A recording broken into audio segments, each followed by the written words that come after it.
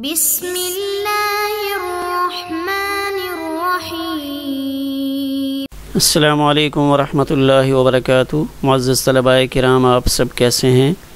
آج ہم کتاب ہدایہ جلد رابع میں سبق نمبر 115 کو پڑھیں گے۔ ہمارے آج کے سبق کا عنوان ہے صورت مسئلہ کی وضاحت اور صاحب مقدم کا نصف فروخت کرنے کا حکم۔ یہ ہمارے سبق کا حصہ اول ہے۔ آئیے پہلے اپنے آج کے سبق کی عبارت کو پڑھتے ہیں۔ بسم اللہ الرحمن الرحیم۔ وصورة المسألة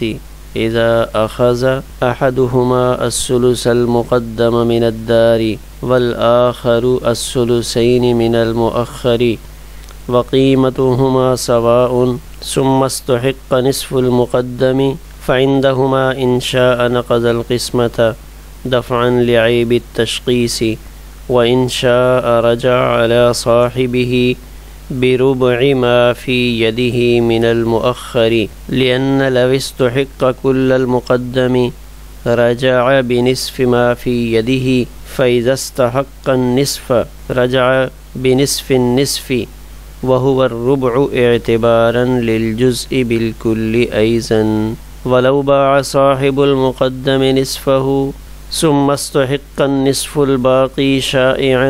رجع بربع ما في يد الآخر عندهما لما ذكرنا وسقط خياره ببيع البعض وعند أبي يوسف رحمه الله ما في يد صاحبه بينهما نصفان ويضمن قيمة نصف ما باع لصاحبه لأن القسمة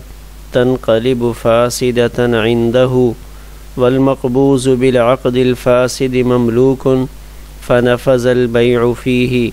وهو مضمون بالقيمة فيضمن نصف نصيب صاحبه۔ آئیے اب ہم اپنے سبق کی عبارت کا ترجمہ کرتے ہیں۔ وصورة المسألة، کتاب یعنی قدوری میں مسئلہ کی صورت یہ ذکر کی گئی ہے کہ جب ایک شریک نے گھر کا ثلث مقدم لے لیا، آگے والا ایک ثلث لے لیا اور دوسرے نے 2 ثلث مؤخر سے لے لیے، اس حال میں کہ ان دونوں حصوں کی مقدم اور مؤخر کی قیمت برابر ہے، پھر آگے والے نصف میں کوئی حق والا آیا، کسی کا حق نکل آیا، تو طرفین کے نزدیک اگر وہ چاہے تو تقسیم کو توڑ دے ٹکڑے ہونے کے عیب کو دور کرنے کے لیے، اور اگر چاہے تو اپنے شریک مؤخر پر چوتھائی کے ساتھ رجوع کر لے، وَإِن شاء، اور اگر وہ چاہے تو اپنے شریک مؤخر پر ربع کا رجوع کر لے جو اس کے شریک کے قبضے میں ہے، اس لیے کہ اگر پورا مقدم اس میں کسی کا حق ظاہر ہو جاتا تو اس صورت میں وہ شریک کے قبضے والے حصے میں نصف کا رجوع کرتا، اور جب نصف میں کسی کا حق ظاہر ہوا تو اب وہ نصف کے نصف میں رجوع کرے گا، اور وہ چوتھائی بنتا ہے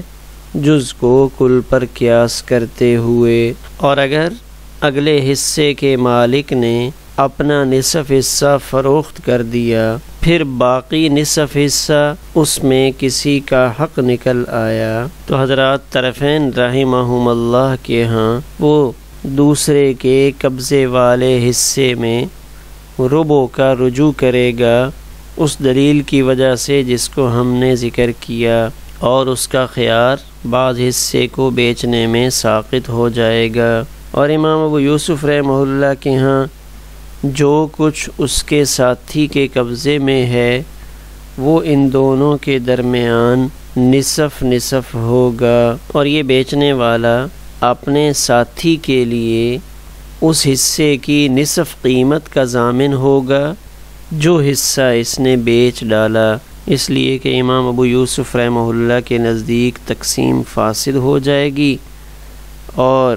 عقد فاسد کے ذریعے ملک میں آنے والی چیز، عقد فاسد کے ذریعے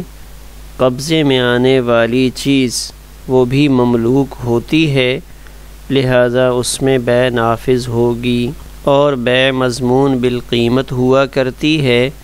فَيَزْمَنُ نِصْفَ نَصِيبِ صَاحِبِهِ، لہٰذا وہ جس نے بیچا تھا وہ اپنے ساتھی کے نصف حصے کا ضامن ہوگا۔ آئیے اب ہم اپنے سبق کی تشریح کو دیکھتے ہیں۔ یہاں صاحب ہدایہ فرما رہے ہیں وَصُورَةُ الْمَسْأَلَةِ، یعنی وہ مسئلہ جو کتاب میں مذکور ہے، وہ مسئلہ جس سے استشہاد کیا جا رہا ہے وہ نہیں، بلکہ حقیقتاً قدوری میں جو صورت ذکر کی گئی ہے اس کو دیکھتے ہیں۔ تو یہ صورت مسئلہ کچھ اس طرح ہے، ایک بڑا سارا گھر ہے، جو گھر دو حصوں پر مشتمل ہے، ایک اس کا حصہ مقدم کہلاتا ہے، دوسرا مؤخر کہلاتا ہے۔ احمد اور حماد دو آدمی اس گھر کے بطور مالک شریک ہیں، تو ان میں سے ایک گھر کے ثلث مقدم کو لے لیتا ہے، ایک تہائی جو آگے والا ہے وہ ایک کو دے دیا جاتا ہے، اور دو تہائی جو مؤخر پچھلا حصہ ہے وہ دوسرے شریک کو دے دیا جاتا ہے۔ وَقِيمَتُهُمَا سَوَاءٌ، ان دونوں کی قیمت برابر ہے، یعنی حصوں کے اعتبار سے تو فرق ہے، آگے والا ایک ثلث ہے، پیچھے والے حصے میں دو ثلث پائے جا رہے ہیں، لیکن چونکہ آگے والا فرنٹ پہ ہے، مین سڑک کے اوپر ہونے کی وجہ سے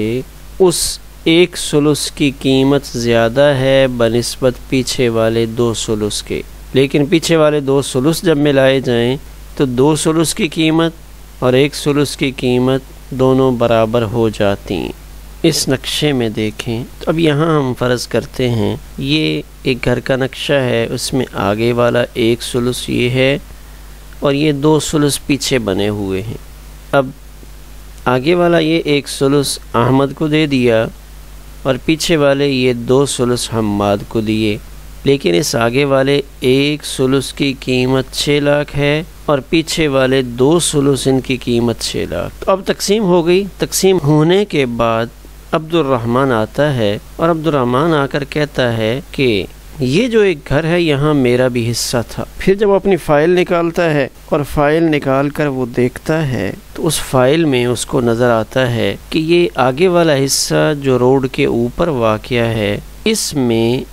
آدھا میرا ہے، یہ ایک ثلث جو احمد کو ملا ہے، احمد والے ایک ثلث میں سے آدھا حصہ میرا ہے، نصف یہ اپنے کاغذات دکھا کر اپنا حق اس میں ثابت کر دیتا ہے۔ تو اب یہاں پہلا مسئلہ تو یہ ہے کہ اس تقسیم کو اب باقی رکھیں گے یا اس تقسیم کو توڑیں گے۔ تو جیسے ہی عبد الرحمن نے اس نصف مقدم میں اپنا حق ثابت کر دیا تو فعندہما، طرفین کے نزدیک یہاں اختیار ہے انشاء نقض القسمت، کہ وہ تقسیم کو توڑ ڈالے۔ کیوں تقسیم کو توڑ ڈالے؟ دفعاً لعیب التشخیص، تشخیص کے عیب کو دور کرنے کے لیے۔ تشخیص کا لفظ شخص سے ماخوذ ہے، تشخیص ٹکڑے ٹکڑے کرنا، تو عیب التشخیص ٹکڑا ٹکڑا ہونے کا عیب، یعنی ایک بڑے سائز کی چیز ہو، بڑے سائز کا کپڑا ہو، جگہ ہو، اور ایک ہے ٹکڑے ٹکڑے، آپ کو ایک ٹکڑا یہاں سے ملے گا، ایک ٹکڑا دوسری جگہ سے ملے گا،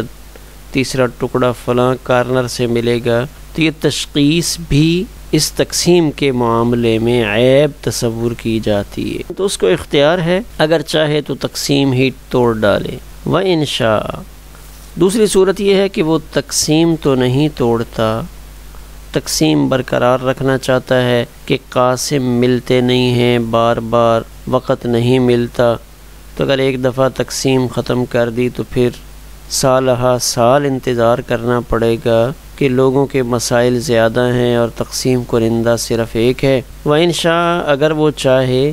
تو رجع علی صاحبہ، تو رجوع کر لے اپنے ساتھی پر، بربع ما فی یدہ من المؤخر، کتنا رجوع کرے گا؟ جو مؤخر کے قبضے میں حصہ تھا اس کے چوتھائی کا رجوع کرے گا۔ یعنی جب یہاں اس نصف حصے میں عبد الرحمن کا حق ثابت ہو گیا تو احمد کے لیے ایک صورت تو یہ ہے کہ تقسیم بالکل فسخ کر کے دوبارہ سے تقسیم کی جائے، اور دوسری صورت یہ ہے احمد حماد کے پاس آتا ہے اور احمد حماد کو کہتا ہے کہ دیکھیں مجھے جو آگے والا ایک ثلث ملا تھا اس ثلث کے نصف میں عبد الرحمن کا حق نکل آیا ہے، تو اس میں سے جو میرے 6 مرلے تھے اس میں سے 3 مرلے تو عبد الرحمن نے لے لیے ہیں، آپ کے پاس 2 ثلث موجود ہیں، لہٰذا ان 12 مرلوں میں سے آپ 1 ربع مجھے دے دیں، 1/4 یعنی 3 مرلے، یہ بھی 6 مرلے یہ بھی 6 مرلے، تو یہ ٹوٹل 12 مرلے ہوئے، تو اس 12 مرلے کا ربع وہ 3 مرلے بنتا ہے، تو وہ 3 مرلے حماد سے لے لے، یعنی 3 مرلے لے لے یا 3 مرلے کی قیمت وہ حماد سے وصول کر لے۔ اس کی دلیل دے رہے ہیں لِأَنَّ لَوِ اسْتَحَقَّ كُلَّ الْمُقَدَّمِ، کہ اگر سارے کا سارا اگلا حصہ ہی عبد الرحمن کے حق میں چلا جاتا، عبد الرحمن آتا اور عبد الرحمن آ کر کاغذات دکھاتا کہ دیکھیں یہ جو گھر ہے اس میں سے مقدم حصے میں آگے والے حصے کے جو 6 مرلے ہیں، یہ جو 1 ثلث ہے یہ سارا ہی میرا ہے، اگر کل مقدم ہی کسی اور کے حصے میں چلا جائے تو اس صورت میں جو احمد ہے وہ نصف کا رجوع کرتا ہے جو اس کے دوسرے ساتھی کے قبضے میں ہوتا ہے، تو جب اگلا سارا کسی کا حق نکلے تو نصف کا رجوع کرے گا، فَإِذَا اسْتَحَقَّ النِّصْفَ، اور جب مقدم حصے میں سارا کسی کا حق نہیں نکلتا بلکہ نصف میں کسی کا حق ظاہر ہوتا ہے، تو اس صورت میں رجع بنصف النصف، تو وہ نصف کے نصف یعنی چوتھے حصے کا رجوع کرے گا، تو نصف کا نصف وَهُوَ الرُّبُعُ، وہ چوتھائی بنتا ہے، اعتباراً للجزء بالکل ایضاً، جز کو کل پر قیاس کرتے ہوئے، کل نکلتا تو اس میں اس کو پچھلے حصے میں سے نصف یعنی 6 مرلے ملتے، اور جب آگے والے حصے میں سے جز نکلا ہے یعنی نصف نکلا ہے تو اس صورت میں وہ نصف کے نصف یعنی چوتھائی کا رجوع کرے گا، کہ اگر یہ سارے کا سارا حصہ ہی عبد الرحمن کا نکل آئے، جب سارا نکل آئے تو ظاہر ہے یہ دونوں شریک تھے، تو اصلاً یہاں عبد الرحمن نے جو اپنا حق ثابت کیا ہے اصل میں وہ حق اس پورے مکان سے متعلق تھا، اس پورے گھر سے متعلق تھا، لیکن چونکہ اس گھر کی اب تقسیم ہو چکی ہے اور اس کا اگلا حصہ فی الحال احمد کے پاس آیا ہوا تھا، تو فی الوقت اس کا حق اگلے حصے میں نکلا، ورنہ فی نفسی ہی اس کا حق تو اس پیچھے والے حصے میں بھی تھا، تو اگر عبد الرحمن یہ والا پورا حصہ لے لیتا تو اس صورت میں احمد نے یہاں سے نصف لینا تھا، لیکن اگر یہاں سے وہ آدھا لیتا ہے کاغذات کے ذریعے سے اگلے حصے میں آدھے میں اپنا حق ثابت کرتا ہے، تو اس صورت میں یہاں نصف چونکہ چلا گیا تو یہ پچھلے حصے میں نصف کا نصف یعنی ربع کا حق وصول کرے گا، ربع میں اپنے حصے کی بات کرے گا۔ ہمارا آج کا سبق اسی پر مکمل ہوا۔